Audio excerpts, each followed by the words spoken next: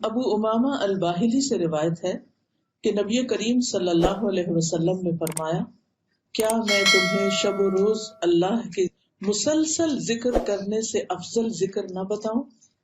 کیا میں تمہیں دن رات اللہ کے مسلسل ذکر کرنے سے افضل ذکر نہ بتاؤں؟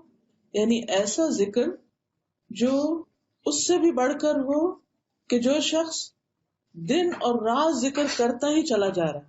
یعنی دو لوگ ہیں، ایک وہ جو دن رات ذکر کر رہا ہے اور ایک وہ جو یہ ذکر کر رہا ہے، اس کو پڑھ رہا ہے.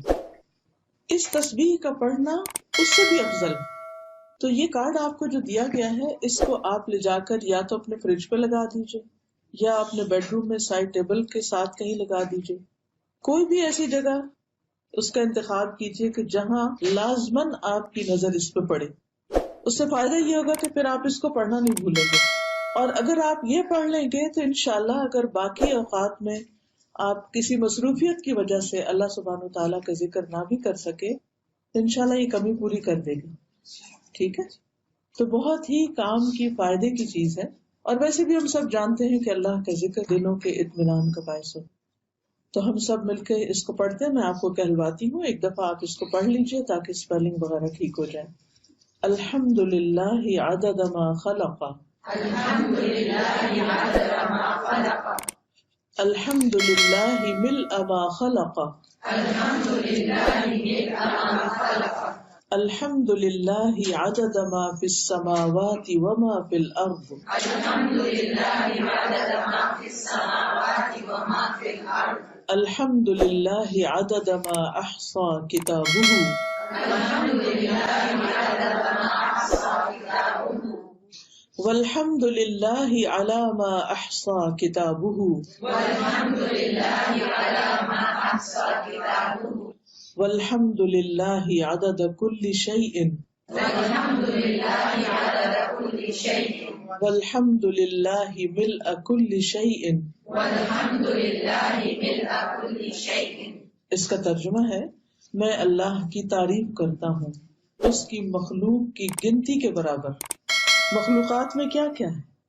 آسمان، زمین، چاند، ستارے، سمندر، دریا، پہاڑ، درخت، ہر چیز، یو نیم اٹ، سب اللہ ہی کی مخلوق ہے، اللہ ہی کی پیدا کرتا ہے، اللہ سبحانہ و تعالیٰ ہی کی بنائی ہوئی.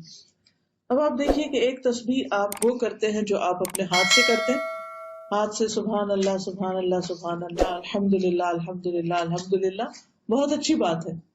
لیکن ایک آپ یہ کہتے ہیں کہ میں اللہ کی تعریف اتنی بار بیان کرتا ہوں جتنی اس کی مخلوق کی تعداد ہے. ہم گن سکتے ہیں کتنی تعداد ہے؟ اگر اس ساری مخلوق کی ایک تسبیح بنائے تو ہماری زندگی ختم ہو جائے اور ہم اس کا ایک چھوٹا سا حصہ بھی نہ پڑھ سکیں. پھر ہے الحمد للہ ملء ما خلق، میں اللہ کی تعریف کرتا ہوں جس سے اللہ کی مخلوقات بھر جائیں. یعنی زمین و آسمان کے درمیان جو فضا ہے ساری کی ساری بھر جائے، اتنی زیادہ تعریف کرتا ہوں میں اللہ کی. پھر ہے الحمد للہ عدد ما فی السماوات وما فی الارض، میں اللہ کی تعریف کرتا ہوں ان چیزوں کی گنتی کے برابر جو آسمان اور زمین میں ہیں.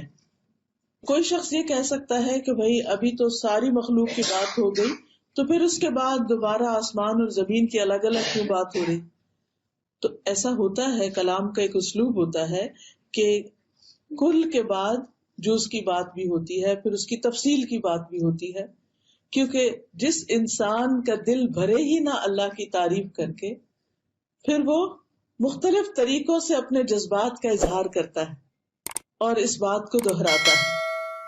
پھر ہے الحمد للہ عدد ما احصا کتابہ، میں اللہ کی تعریف کرتا ہوں ان چیزوں کی گنتی کے برابر جنہیں اس کی کتاب نے شمار کیا، یعنی لوح محفوظ میں جو کچھ لکھا ہوا ہے.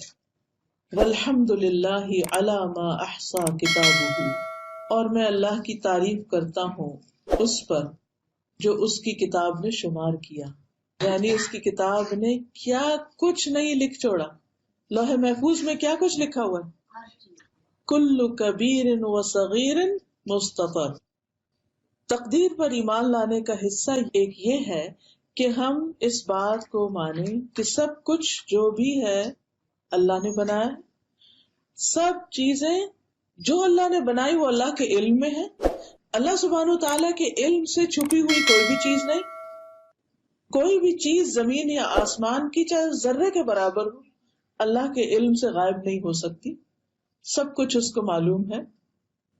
پھر تقدیر پر ایمان لانے کا ایک حصہ یہ بھی ہے کہ جو اللہ کا علم ہے وہ اس کی کتاب یعنی لوح محفوظ میں سب لکھا ہوا بھی ہے. یعنی اللہ سبحانہ وتعالیٰ کا یہ علم جو اس کی مخلوقات کے بارے میں وہ سب لکھا ہوا ہے. تو اس پر اللہ کی تعریف کہ اس کی کتاب میں کیا کچھ لکھا ہوا ہے. کوئی چیز ہے ہی نہیں کہ جو اس سے چھٹ گئی ہو، ہر چیز لکھی ہو. اب آپ دیکھیے کہ ہر چیز کی جو تفصیل ہے وہ ہمیں معلوم ہے. ہمیں تو کچھ بھی معلوم نہیں. ہمارے جسم کے اندر کتنے سیلز ہیں، کیا ان کی تعداد ہم جانتے ہیں؟ ہم نہیں جانتے. کیا ہم جانتے ہیں کہ اللہ سبحانہ وتعالیٰ نے آسمانوں میں کتنے ستارے بنائے؟ ہم نہیں جانتے. صرف زمین کے ایک پلانٹ پر جتنی ریت ہے اس کے ذرات کی تعداد کیا ہے، کیا ہم جانتے ہیں؟ ہرگز نہیں جانتے. لیکن اللہ سبحانہ وتعالیٰ ہر چیز کا صحیح مکمل کلی علم رکھتا ہے. اب جب آپ یہ کہتے ہیں کہ میں اس کی تعداد کے برابر تعریف کر رہا ہوں اللہ کی، تو اس سے آگے کوئی تعریف ہو سکتی؟ انسان اس سے آگے کچھ نہیں کہہ سکتا. ہاں، اللہ سبحانہ وتعالیٰ جیسے اپنی تعریف کرے وہی اس کا حق ادا کر سکتا ہے. ہم اس کا حق ادا کر ہی نہیں سکتے. والحمد للہ عدد کل شیء. پھر بات وہی ہے، انداز مختلف ہے اپنے جذبات کا اظہار کرنے کا. اور اللہ کی تعریف اور تعریف اللہ ہی کے لیے ہر چیز کے عدد کے برابر، ہر چیز کی تعداد کے برابر، ہر چیز کی گنتی کے برابر. والحمد للہ ملء کل شیء. اور میں اللہ کی تعریف کرتا ہوں جس سے ہر چیز بھر جائے. تو اصل میں یہ تو ایک محبت کا انداز ہے.